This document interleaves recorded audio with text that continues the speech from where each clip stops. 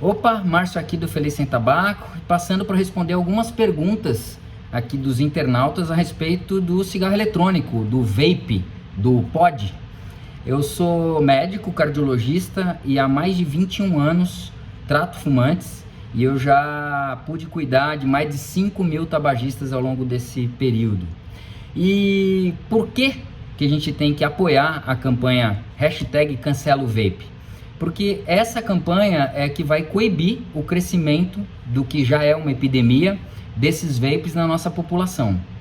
Manter a proibição dessa comercialização vai ser importante para evitar uma iniciação e que a indústria do tabaco, que é a indústria da morte, como eu gosto de falar, ela não cresça.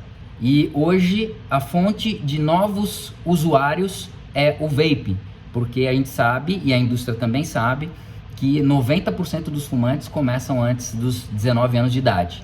Então, #CancelaOVape, vamos aqui responder algumas questões, como a do André, em que ele fala assim: acho que quem fuma sabe do risco. E aí, André, eu te respondo que o pior é que não, tá? Então, para nós que estamos aqui no final, então a gente pega os pacientes com 30 anos de tabagismo e que tem que sofrer alguma amputação ou vão ter que transplantar o coração porque sofreram um infarto, já não conseguem dar 3 passos por conta disso e acabam tendo que ir para transplante cardíaco. Então, a gente vê a linha final, né? O finalzinho do contínuo cardiovascular quando coloca-se tabagismo nesse aspecto. E o fato é que eles não, por mais que tenha no maço, o fumante, quando ele começa lá para trás, ele é um adolescente, né? Então ele começa a fumar com 13, 14, 15 anos de idade, às vezes com 7 anos de idade, não sabia onde estava se enfiando. E aí ele não pensa no risco, né? Ele quer experimentar, é gostoso, dá prazer. Então esse é um grande problema. E aí, quando ele quer parar de fumar aos 50, 60 anos, tem um sofrimento incrível para largar essa dependência. O Everton fala assim: a pessoa fuma se quiser, ora bolas. Para que proibir? Se faz mal, o problema dela. Esse vai de encontro com a mesma questão anterior, né? Se faz mal, o problema dela. Ela não sabia onde estava se enfiando quando ela começou a fumar, né? A pessoa não começa a fumar aos 30 anos de idade, é muito difícil. As estatísticas mostram que é no período da adolescência. Tabagismo é uma doença pediátrica. Então, quem começa a fumar é lá na infância e na adolescência, quando ela não sabe onde está se enfiando. E aí o problema é que, assim, se faz mal, o problema dela, não, ela foi presa, ela foi aprisionada no nicotinismo, né? Porque o grande problema é a dependência de nicotina e por isso é tão difícil largar o cigarro. A Francisca traz aqui o comentário: tentei parar por 1 ano, engordei, fiquei chata e sem um pingo de paciência, voltei.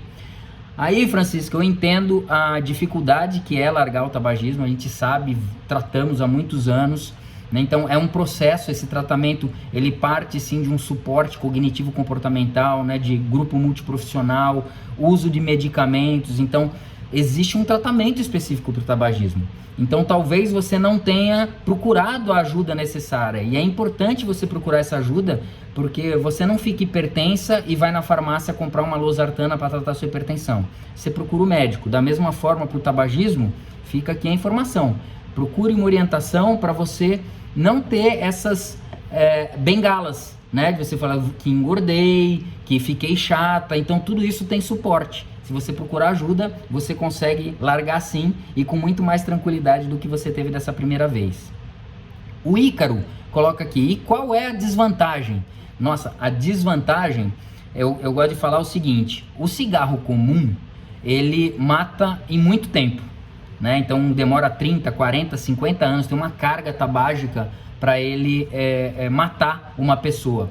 O cigarro eletrônico, se você mexe alguma coisa na composição dele, ele mata rápido, tá? Por quê? Porque o pulmão, ele não está preparado para receber uma carga de óleo, né? Então, por exemplo, morreram 77 adolescentes nos Estados Unidos em 2019 por conta de um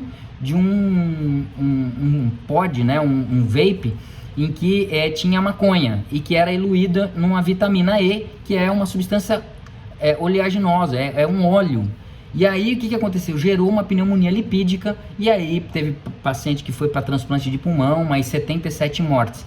Então a grande desvantagem disso aqui é que se tiver qualquer mudança na composição, tá meio vencido, isso aí você joga essa substância para o seu pulmão, você pode ter uma falência dos seus pulmões, que são finitos, não existe regeneração do seu pulmão. Então cuidado, essa é uma desvantagem que eu não acho pequena. O César colocou: eu acho que não tem que proibir, o Estado tem que parar de fazer papel de babá da população. César, respeito a sua colocação, tá certo? Tem todo o seu direito, mas eu gosto de trazer o paralelo, por exemplo, do cinto de segurança. Se você não tem algumas leis, algumas coisas que ajudam a população, a proteger a população, a gente acaba ficando desprovido. Eu sou de uma época em que não era preciso dirigir com cinto de segurança, só que muitas pessoas morreram por isso. Tá? Eu já tive tio que não morreu, mas teve acidente gravíssimo, que deixou sequelas por conta de não usar cinto de segurança. Então, as leis, elas servem para ajudar a população em alguns momentos em que a pessoa não sabe, principalmente hoje, que a gente não tem grandes estudos a respeito de vape, de cigarros eletrônicos, estudos de longo prazo, para a gente ter a definição correta e concreta de que ela é benigna, que ela não gera nada. A gente tem algumas evidências de que mata rápido, como essa nova doença chamada EVALI, que é um termo do inglês que chama e-cigarette and vaping associated to lung injury, ou seja, esse cigarro eletrônico e vapes associados à lesão pulmonar. Então a gente já tem uma nova doença caracterizada do cigarro eletrônico, tá bom? E como a última comentário aqui, a Zinga colocou: cada um se envenena com o que quiser, só não pode vender para menor. Então aí a gente entra novamente na campanha Cancela o Vape, porque é isso que vai evitar a experimentação das crianças. Hoje esses pods, eles têm concentrações altíssimas de nicotina. Então assim, às vezes um aparelhinho desse aqui, ele tem 250 miligramas, são 250 cigarros aqui, que dependendo de quantos puffs ele utilizar, se ele der 6 baforadas, vai um cigarro, tá?